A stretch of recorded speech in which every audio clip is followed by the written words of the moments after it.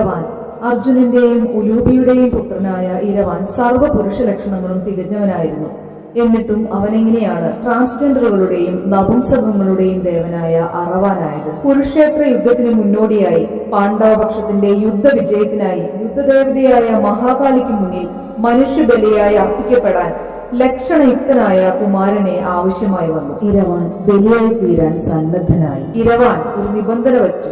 പത്നി സുഖമറിഞ്ഞവനായി മരിക്കണമെന്നതായിരുന്നു ആ നിബന്ധന. ഒരു രാത്രിക്ക് വേണ്ടി മാത്രം ഇരവാന്റെ ഭാര്യയായിരിക്കാൻ പുത്രിമാരെ നൽകാൻ ഒരു പിതാവും ഒരുക്കമായിരുന്നില്ല. അവസാനം ഭഗവാൻ ശ്രീകൃഷ്ണൻ മോഹിനി രൂപമെടുത്ത് ഇരവാന്റെ പത്നിയായി. പിറ്റേ ദിവസം ഇരവാൻ കാളിദേവിക്ക് മുന്നിൽ സ്വയം തലയൊറുത്ത് ബലിയായി. മോഹിനി സ്ത്രീ ശരീരത്തിനുള്ളിലെ പുരുഷ മനസ്സ് ഇരവാന്റെ പത്നിയായി. അതിനാൽ സ്ത്രീ ശരീരത്തിനുള്ളിലെ പുരുഷ മനസ്സെന്നറിയപ്പെടുന്ന നപുംസകന്മാർ ഇരവാനെ അവരുടെ ദേവനായി കരുതി ഒരു രാത്രിയിലേക്ക് ആചാരപ്രകാരം കല്യാണം കഴിച്ചു.